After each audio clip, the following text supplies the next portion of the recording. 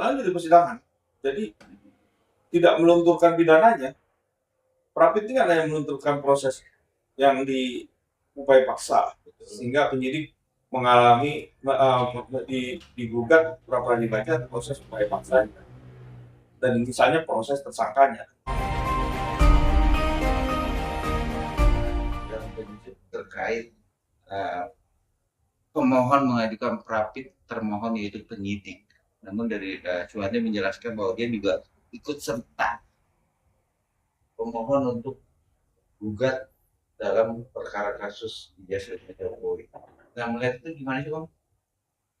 Iya, itu kan yang harus dibuktikan kan. Oke. Kalau itu menjadi penyusup atau bukan kan, jangan berkata liar, karena memang sekarang ini hal-hal yang membentuk suatu opini jadi hal-hal yang memberikan satu persepsi baru lagi, terus nanti berkembang lagi. Saya rasa kita fokus saja proses hukum ini, Prapit yang ada di dalam proses yang namanya pra peradilan, dan diujilah, ya kan, diuji itu sah atau tidaknya melakukan upaya paksa, sah atau tidaknya dia menetapkan seorang tersangka, ya kan, sah atau tidaknya dia dinaikin dia sekarang ini dalam posisi proses yang sudah berjalan ini, baik itu dalam ada yang restoratif atau bagaimana, itu kan poin-poin dari proses penyidikan, penyelidikan, ya. Biarkan ini berjalan, karena kan Prapit itu kan diatur di dalam Undang-Undang Nomor 20 tahun 2025, itu di pasal 158 sampai 164. Ya biarkan nanti proses ini berjalan sesuai dengan apa yang ada kan nantinya. Tentunya dari pihaknya pemohon peradilan, kemudian nanti dihadirkan oleh hakim tunggal, ya kan? Hakim tunggal ini hakim yang dipilih langsung ya untuk melakukan tindakan pra peradilan, dan panitera tentunya. Panitera ini bersama dengan hakim tunggal itu. Jadi biarkan nanti ini dianalisa. Kalau memang ya ternyata nih dalam proses perjalanan Prapit ini, ya, gugatan Prapit ini, ternyata memang ya prosedur dari pihak Polda Metro Jaya dalam hal ini penyidik tentunya dinyatakan sah dalam melakukan upaya paksa. Nah, alasannya nanti biarkan hakim yang menilai. Kalau memang dinyatakan bahwa alasan-alasan yang tadi saya sebutkan adalah 4 elemen yang sudah dilalui dari wewenang seorang penyidik, yaitu subjektif, objektif, material, dan formil, semua sudah dilalui, berbagai alasan yang sudah dinyatakan di dalam satu prosedural proses penyidikan, tersangkaan, semua sudah dilalui. Saya rasa nggak ada lagi hal-hal yang perlu dikhawatirkan ataupun yang digugat dan harus dikabulkan. Jadi saya rasa ini satu proses yang tentunya upaya seorang Roy Suryo untuk melakukan pra peradilan boleh sah saja diambil, karena seorang tersangka atau terdakwa melakukan upaya selama itu dalam proses equality before the law, silakan untuk melakukan upaya dengan aturan-aturan yang ada, dan kita lihat bagaimana ya nanti dikabulkan atau tidaknya dalam proses pra peradilan ini kan gitu. Tapi aku melihat dari kata Prapit seorang tersangka yaitu Resuro ini kan substansinya kalau masalah penangkapan kan yang diduga prosesnya itu ilegal dalam konteks kayak GSP 30 PKI Bang. Nah itu gimana Bang? Saya rasa sih ya kita nih mempunyai pandangan, mempunyai persepsi. Tetapi balik lagi, segala satu aturan di dalam proses hukum di kepolisian, saya rasa hal yang wajar. Kalau menurut pandangan saya pandangan saya nih, hal yang wajar. Karena proses hukum itu, pihak penyidik tuh mempunyai wewenang yang tadi 4 tadi. Nah tadi, kalau memang dilihat, ya, ada berbagai hal yang dia lakukan, itu adalah bagian dari proses melakukan satu proses hukum lanjutan di kejaksaan, saya rasa sih hal-hal yang wajar sih untuk bisa di dilakukan upaya paksa terus nanti diserahkan ke kejaksaan. Nggak ada yang spesial. Kalau saya lihat di space, kalau tidak, misalnya ada kata satu hal yang melanggar, toh pada waktu itu Roy dan Tifa juga nggak ditahan toh, betul kan?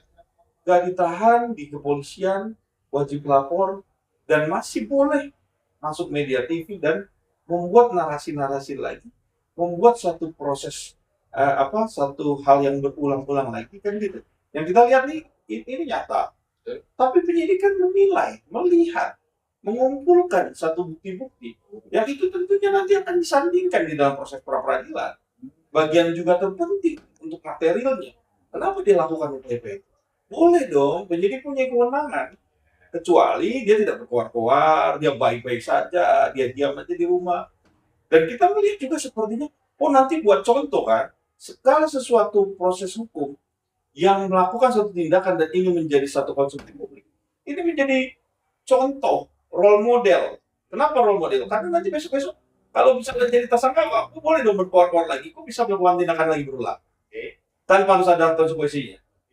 Nah inilah yang terjadi. Kita nggak melihat siapa bagaimana ya. Tetapi dalam hal ini kan mekanisme hukum. Biarkan ini berjalan. Kalau memang yang salah, ya salah. Ya, kita nggak membela orang salah terus jadi benar, benar jadi salah. Silakan aja. Karena dalam proses petersangkaan terus terdakwa itu belum tentu dia bersalah. Masih bisa diusahakan lagi untuk bisa. Tapi apakah elemen yang dia pakai ataupun upaya hukum yang dia pakai bisa dikabulkan? Itu yang kita pertanyakan. Nah, perlu dipahami karena kalau menurut pandangan saya sulit untuk dikabulkan pra-peradilan. Kenapa? Karena polisi sudah menjalankan tupoksinya kalau menurut pandangan saya, tapi biarkan aja. Hakim nanti yang punya keputusan.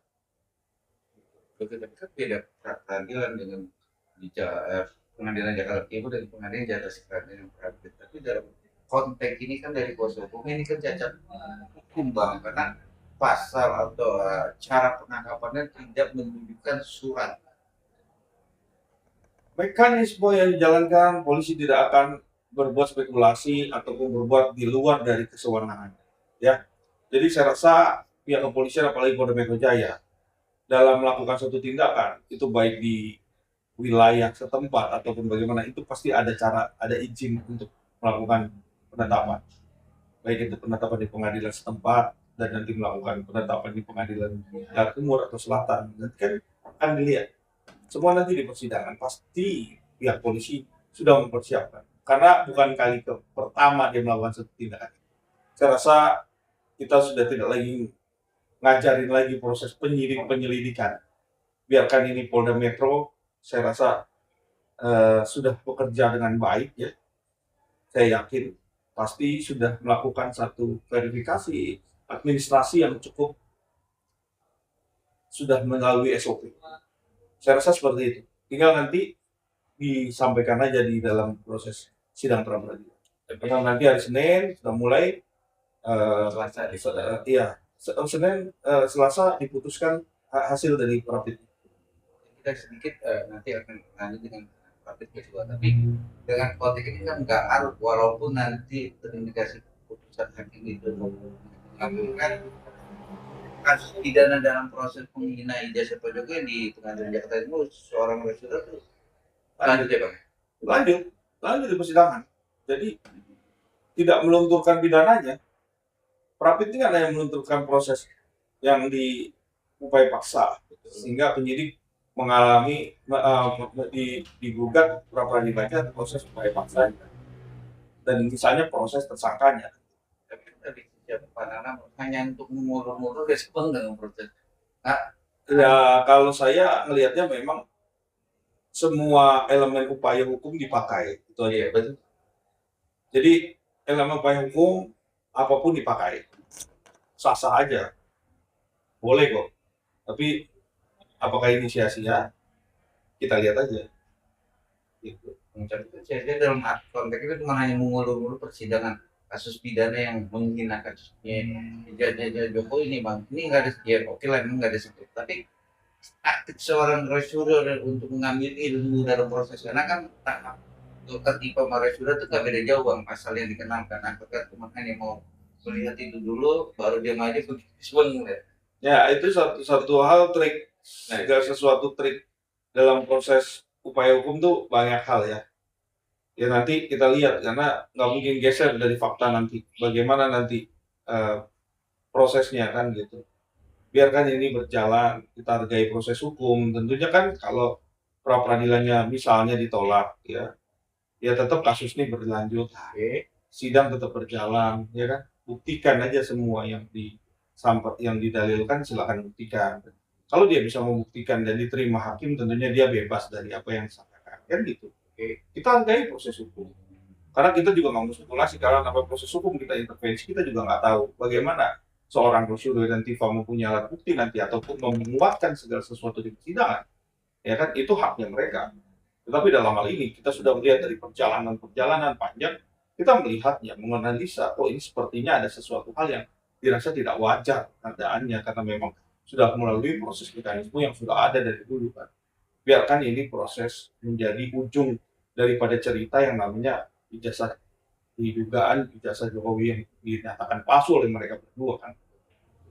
Untuk guru dengan menarik nih Pak, karena memang sudah lama bergulir. Makanya kalau Junudin berpendapat beda dengan kuasa hukumnya yaitu Resuder. Memang informasi gosipnya cak masih ini Bang. Kayak kan Junudin juga sudah mempublish bahwa dia tidak sejalan dengan adanya praktik harusnya permasalahan nanti di persidangan. Nah Bang melihatnya gimana sih Bang? Ya kalau kita lihat seperti itu, pandangan hukum yang betul, menurut pandangan saya sama. Karena hal-hal pra ini hanya buang waktu aja, kalau menurut pandangan saya. Tapi yang saya tadi bilang, dia ada kesempatan elemen hukum untuk upaya, itu silakan aja. Itu nggak ada salahnya, tapi pasti buang waktu gitu. Jadi kalau menurut saya sih, yang dilakukan Polda Metro Jaya sudah sesuai gitu. Dan memang tidak ada pilih kasih terhadap pelapor, bahkan juga sudah dispesialkan ini terlapor, sangat dispesialkan gitu. Ini yang terjadi ya, kalau dilihat nggak ditahan, terus dia masih berlanjut. Upaya paksa itu kan bagian proses, mau di tahap 2, harusnya kan itu, menurut pandangan saya. Kita lihat sini sah-sah aja tuh. Jadi aku mulai dari pendapat Suko Junudin sekarang, ya itulah Bang, intinya masih pecah kongsi dalam konteks ini Bang, makanya ya dari pihak kuasa hukumnya dokter kita juga udah masing-masing. Apa sih Bang mulai dari sisi hukum? Bang kan dalam itu juga apakah dia yang benar apa? Itu makin ada yang pintar atau ada yang makin pintar. Nanti akan mengerucut.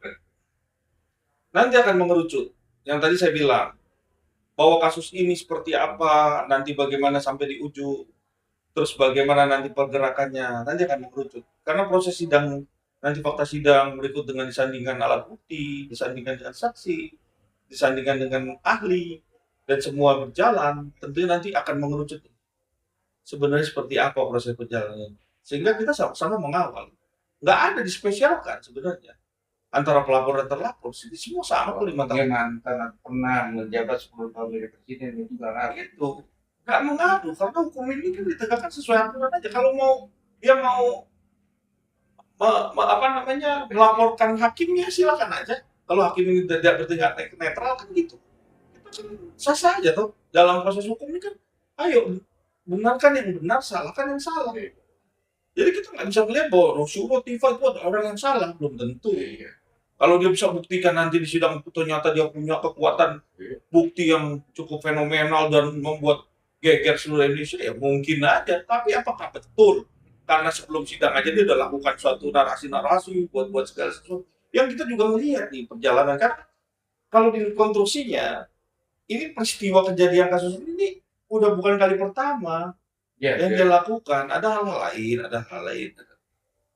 Ya nanti hakim lah yang bisa melihat dan menganalisa seperti apa nanti proses ujungnya kan. Walaupun juga dia berpendapat cuma hanya seorang peneliti pun tersangkakan, itu juga argumentasi yang salah. Jadi seorang peneliti itu pertama dia harus punya sertifikasi dan berkompeten terhadap apa yang dia lakukan. Pertama itu. Yang kedua, kalau ngomong peneliti itu tidak tidak berbarengan atau berbanding lurus dengan bagaimana dia melakukan narasi yang menghina atau membuat satu persepsi yang belum ada kepastian hukum. Apa itu? Dia bilang ini palsu, tapi dia belum tahu itu palsu. Itu kan satu narasi. Dan disampaikan ke publik, dimakanlah semua orang. Sehingga apa jatuhnya?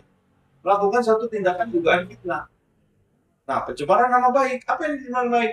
Yang membunuh karakter seseorang. Mencemarkan nama baik seseorang. Ya, sampai mengolok-olok, menuding-nuding. Apalagi dia bekas presiden. Mantan presiden. 10 tahun. Sekarang saya tanya, yang hal-hal seperti ini suatu hal yang nggak wajar. Sebenarnya, karena terlalu frontal, terlalu berbuat segala sesuatu menyerang kehormatan seseorang. Ini yang nggak wajar ya. Kita kan nilai kan seperti itu. Kalau sesuatu yang wajar, masih ada medianya, dia lakukan upaya-upaya hukum, dia buat satu proses yang benar-benar santun, yang tidak ada membuat suatu kegaduhan seluruh Indonesia. Saya rasa nggak mungkin sampai seperti ini. Kenapa Pak Jokowi melaporkan? Kan gitu. Itu kan ada sebab akibat dalam proses permasalahan. Tapi balik lagi, semua itu biarkan ini berjalan karena sudah melalui proses yang tadi saya bilang. Jadi kalau proses ini sudah berjalan, tentunya buktikan nanti di ujung. Biarkan ini bergulir sesuai mencari jalan keadilannya masing-masing. Nah itu dia pertanyaan. Gitu. Karena pertanyaan itu saya harus pertanyakan juga karena kan dokter ini kan selesai dari sidang dipertanyakan oleh ahli pidana, pakar hukum atau salah satu prop lah Mahkamah Agung atau mantan Mahkamah Agung. Ini terkait perkara kasusnya Jokowi web favor, namun pihak dari dokter itu bahwa dia nulisnya itu di akhir, ya kan Pak Roy di depan, yang di tengah itu kan yang orang udah lewat lah, tadi udah nggak ada, itu respon sendiri bang. Dan saya lihat dari pandangan banyak masyarakat ini ada mencari aman sendiri bang dengan perkara yang memfitnah hukumannya di atas 5 tahun atau di bawah 5 tahun itu gimana? Iya, ini kan bukan menjadi satu alat bukti juga nantinya. Nah itu dia. Nanti karena bentuk buku ini adalah konsumsi publik yang sudah dibentuk, yang sudah disahkan, yang sudah disakralkan. Artinya sakralkan itu sudah dijual belikan. Nah sekarang ini mau ditarik kembali. Apa yang mau ditarik kembali? Wong sekarang Rismo sudah mencabut segala sesuatu apa yang sudah ditulis. Jadi ini bicara alat bukti bahwa ini mengukurkan segala sesuatu yang sudah ditulis. Gitu loh. Buku itu kan menjadi bagian halaman, menjadi satu kesatuan yang utuh. Betul? Sama-sama bertanda tangan, berkomitmen untuk dijadikan buku.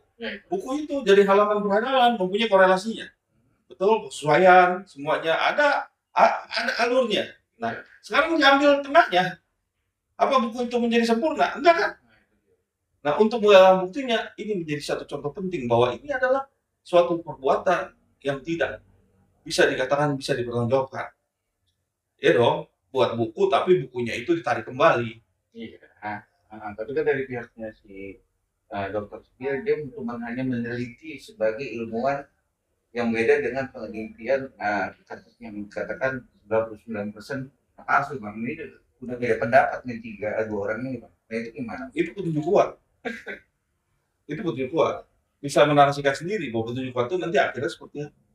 Jadi biarkan ini menjadi bahan pertimbangan hakim juga. Buku itu nanti. Ya kan? Iya. Ya iyalah, kenapa bisa begitu? Yang penting intinya kalau mau berkoalisi itu harus kompak. Jangan sampai di ujung terus pecah. Kan jadinya seperti ini. Kalau nanti dalam persidangan apa yang mau diambil? hukumannya berat bang, di atas 5 tahun. Nah ini kan kasihan. Biarkan ini proses berjalan, kita doakan aja semua berjalan. Alat bukti sudah dikumpulkan, termasuk bukunya juga bisa dijadikan nanti. Ya, karena memang itu ada bentuk satu narasi yang dibentuk, dibuat buku, disakralkan dan dijual. Dijadikan sebuah ekonomi yang bisa dibuat satu konsumsi publik. Dijual pula ya. Dijual. Katanya udah ada di dalamnya, ditarik kembali semua Rismon kan. Gitu. Jadi itu yang jadi petunjuk kuat juga buat dijadikan satu hal yang kira-kira kita bisa nilai sendiri.